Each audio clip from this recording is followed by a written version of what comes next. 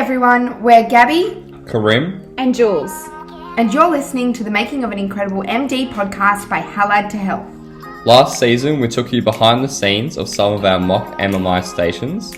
So we've talked about the GAMSAT and we've talked about the interviews. So now on to the next step. This season we're talking all things getting ready for med school. We will be running you through what a day in the life of a medical student looks like, what study techniques to know about, what your career is going to look like, and much more. So stay tuned and get ready to get med ready. Hello everyone, and welcome back to episode 3 of the podcast. Today we're going to be talking all about living arrangements and med school. There's lots of information out there around it, but today hopefully we're going to give you some really relevant info and bust some misconceptions. So Jules, did you want to start us off with some big misconceptions that you heard before moving out? I guess the main one that I would probably say that applies to me is that I heard from a lot of people, that it's better if you are studying med not to move out with other med students, just because a lot of people say that it's good to have a bit of space and meet people outside of uni, which definitely can be true. But as I'll talk about in a few minutes, I actually lived with other med students and had an awesome experience. So if that's sort of like the main option that's available to you this year, I definitely wouldn't shy away from it because I think you'll still have a great time. Yeah, for sure. And I think another misconception that always gets thrown around as well is that it's too expensive or it's too hard to move out of home, and that you're better off, living with your parents or whatever it might be. Consider it as an option. Do what's best for you, obviously. But what we've personally found this year, and we'll talk about it in a second, but we found it wasn't too difficult, I think. We've got, experience from other people as well that are also in this podcast that we'll get to in a second. But don't be afraid of moving out, I think. Just look into what options are available for you. Figure out what's best for your situation, I think. Yeah, so we're lucky enough today to have 3 different guests on our podcasts who have told us a little bit about their story moving out, who all have very different experiences. But before we get to them, we're going to hear from Jules and Karim about their experience, and they're going to share some tips and tricks that they found along the way. So do you guys want to go ahead? Yeah, sure. So funnily enough, Jules and I actually moved out together. So what ended up happening was once we all got our offers, there was a Facebook page that was created. And I think Jules made a post on there. And, she was looking for some housemates to move out with. And I was really hesitant to reach out, actually. I was a bit worried. I was like, I've never met this person before in my life. I don't know if we're going to get along. But yeah, I just reached out and I messaged Jules and I said, hey, would be looking for someone to move out with, should we try and find some other people to move out with as well?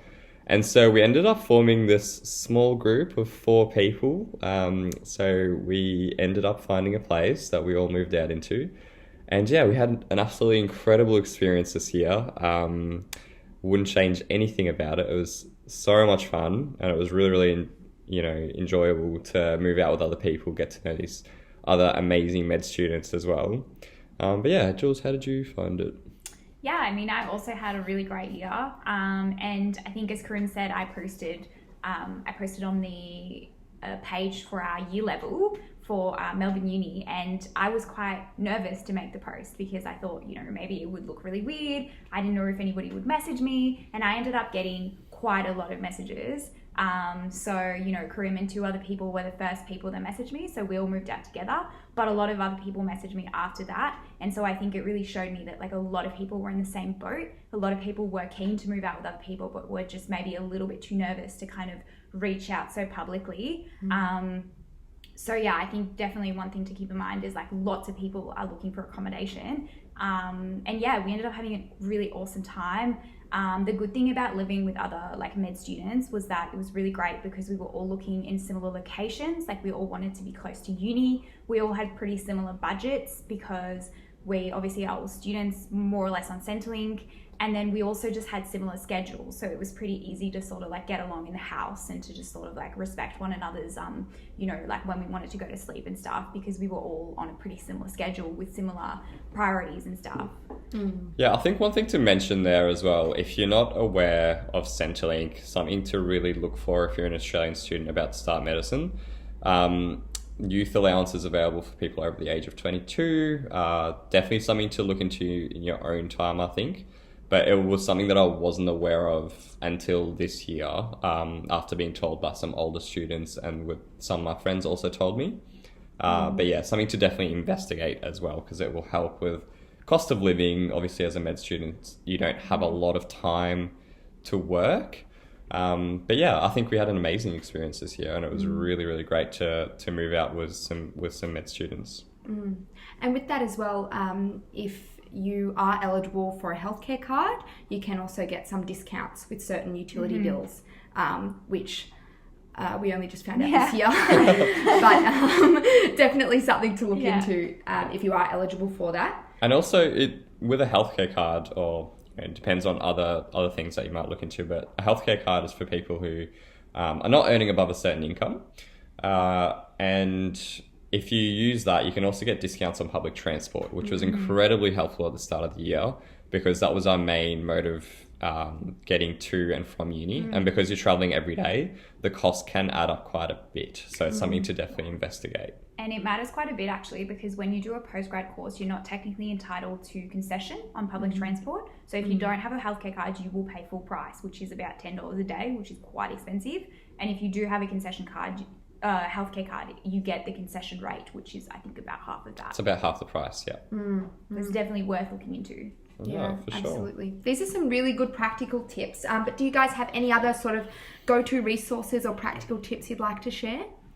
I think one of our guests will also mention this, but the main way that we looked for houses, we used realestate.com.au, which is a really excellent website to look for rent. You can find stuff nearby. And yeah, aside from that, just be open to, other people reaching out and stuff. You'll have a pretty cool experience, I think, if you move out with other med students. But yeah. Well, also, if you're, reluctant to move out with other med students, or you just don't find anyone through the Facebook page or anything like that, there's also a really big Facebook group called Fairy Floss that does all sort of rental share houses in Melbourne. And people are literally constantly posting like rooms they've got available, or you can also post on there looking for other housemates. So that's definitely quite a good option. And then there's also like a few websites like flatmates.com, where you can find other people to live with as well, because I think it can be really overwhelming at the beginning when you don't feel like you know anybody that you can move out with. And yeah, regardless, I think living with other people, like, you'll end up forming lifelong friends, and it's just such a fun experience. Like, it's nerve-wracking, but it'll end up being really, really awesome, at least in our experience. Yeah, for sure. And I think just as a final tip as well, if you can, try and consult with older uni students in your specific university. They'll have heaps of advice to give in terms of where to get housing, who to look for, or sort of where to look rather. But yeah, don't be afraid to reach out to older students. They're always super helpful. They are always nice, and they seem to always have the right answer. Yeah, and feel free to contact Allied to Health as well, and we can get you in contact with Karim or Jules if you have any further questions. But we might jump into our first guest speaker now. So first up, we have Amber, who's our friend who made the move from Sydney to Melbourne this year for med. In terms of practical tips, in terms of moving state for med, I guess the biggest mistake I made when I moved down to Victoria was just not giving myself enough time. I really wanted to stay in New South Wales for as long as possible to, say goodbye to everybody and see all my family before I left. And given the year we had, I'm glad I did, but it was really stressful, and looking for a house in Melbourne in January is really hard. We went to a lot of inspections and we just couldn't get anywhere. And, my partner, he's got a full-time job, so we looked really good on paper, but I was in my 5th week of uni before we actually got an offer on an apartment. So that was partway through February, and that was really, really stressful. So yeah, I highly recommend getting to your destination either in December or really early January, just to give yourself enough time to actually find a place. And I guess the upside this year with everything that's gone on is that the rental market in Melbourne at the moment is really like a renter's market. So finding a place in December for a January or February move in is actually a lot easier than it would have been in 2019, which is when we were kind of looking. So in terms of actually moving, we stayed with a friend of mine in Melbourne in an area called Coburg, which is a bit far away from the city, but it's really, really nice when we first moved. And that was really good because we didn't really know Melbourne at all. I had visited twice and I think my partner had been once. So it was pretty foreign to us when we first got there. So we really just stuck to suburbs that friends of ours had recommended. And we used this year, the first year of medicine, to get to know other places. So, I mean, it really depends where you're going and who you're moving with. But I think one of the most important things for us was being close to public transport and looking at the journey times into uni, because if you're going to move and you're going to pay rent, it may as well be close to where you're going to be studying. And I think a half-hour commute is what I ended up having for the first part of the year, and that was really good. I don't think I would have wanted to do much longer than that, given, you know, the really long days that you have and the fact that you're at uni Monday through Friday. It's a big change, and it's really good to be nice and close if you can be. I guess in terms of like quality of life and everything moving forward with being interstate, like obviously our families were kind of not upset, but like sad to see us go because they were all in New South Wales and we didn't know anybody really. We knew one person in Melbourne before we moved. So yeah, moving away from our families was really hard. And I guess this year was actually a bit easier because everybody got used to Zoom and nobody could go home. And so that distance didn't feel as far. But for the first few months when we really were separate from our families and we'd made this choice to move, it was quite difficult because, yeah, we couldn't really get back as often as we thought we would be able to, even before all of the lockdowns with COVID happened. So I guess that's something to kind of consider. And I think that this year has been really good for opening up ways to communicate with your families, and everybody's gotten used to using Zoom. So it'll be a lot easier, I hope, for a lot of people to move interstate, and their families will be a bit more understanding of technology and how they can actually see their kids without physically being with them. So hopefully that's like a happy thing that's come out of this year. But yeah, it's something to consider, that you may not actually be able to go home as much as you think you will, because it is really, really busy, especially when you move. And the other thing about that too is that we spent all of our weekends, you know, for the first 6 weeks that we were in our new house, kind of figuring out where everything was and moving in, and it really takes quite a lot of time. So yeah, it's a big change. So something to consider, give yourself a lot of time. I was quite nervous to move interstate, I guess, from a social aspect, because I didn't really know anybody, and the only person I knew is a professional musician, so she doesn't actually live in Melbourne a lot of the time, and I was quite nervous about making friends. I think I've been really lucky because I've got a really beautiful group of friends, but one of the major differences between medicine and undergrad for me is that medicine is so much more hands-on, and you get to know people so fast, and they become your little family because you're seeing them all day, every day, and everyone's studying the same things and everybody's going through the same stress, and the only real way to get through medicine is to work together. It's a team game. It's not a competition anymore. So it's really, really good for meeting people. So just enjoy those first few weeks. Don't get too nervous about meeting people, because in medicine you really will. And if you're moving with a partner particularly, I know that can be really nerve-wracking if you feel like you've got to introduce them to new people. Don't even worry. People in medicine are just so welcoming and so lovely. And I hope that people have had a similar experience to me, because it's just been so special this year. It's been so good. Okay, and next up we have our friend Beck, who's used to live in Melbourne City, and she had to move out to rural Victoria this year to study medicine at Monash. Hi, my name is Beck Martin. I did biomed at Monash, graduating in 2019, and I completed Year A, which is the first year of graduate medicine at Monash this year in 2020. So Year A is based in Churchill. It's a small town in Gippsland. I live in the eastern suburbs of Melbourne, and the drive to Churchill from my family home is just under 2 hours, so it was pretty much necessary to move out. There are two main options for accommodation in Churchill, either on campus through Federation Uni or off campus in a rental house organised independently. There are pros and cons to both of these accommodations. So living on campus, you do that through Fed Living, which is a part of Federation University, and there's lots of different options. So there's halls, A and B, and some of them have en-suites to the rooms. They're a little bit newer, a little bit more expensive.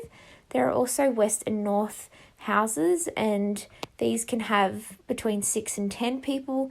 They're a little bit older, but a little bit more cheaper. So not only do you live with med students from Monash, but you also live with other students from various courses at Fed Uni. You also get access to a free gym membership and some shared facilities like tennis courts. There's also a bit less cleaning and maintenance in the common areas. For example, the kitchens are cleaned by cleaners. The bills are all included in the rent. And you don't have to pay for a full year contract, you only pay for the duration of the uni year. In terms of living off campus, you can obviously live with whoever you want. There can be more startup costs for things like furniture or appliances, and some more ongoing maintenance things to do, such as lawn mowing. However, overall, it still can be a slightly cheap option in most cases. You still have access to a gym membership. It costs approximately $8 a week. However, you do need to keep in mind that most rent contracts last about 12 months, and you only have about 10 months of the uni year, so you might end up paying some dead rent. However, there are some situations where you can negotiate your contract to finish early, so you don't have to pay the full 12 months. Personally, I chose to live off campus and I loved it. I found a relatively modern and nice house, and it was very affordable rent-wise. I lived with 3 other med students and we all became very close. It was very close to the uni as well. It's like a 10-minute walk or a 1-minute drive. In terms of any tips to find people to move out with, once offers come out, a Facebook page is created for Year 8 students to join, and you can post on this page or private message people in the page about accommodation options and find roommates that way. Feel free to contact me if you have any questions. Cool, and now we'll be hearing from our friend Josh, who's an international student who moved to Melbourne from Canada to study med. So he'll talk a little bit about moving internationally and what that's been like for him. Similar to all of you, I eventually came to the conclusion that I was going to move to Melbourne to study to become a doctor and possibly eventually practice one day. Definitely a worthwhile experience, but it obviously comes with its challenges.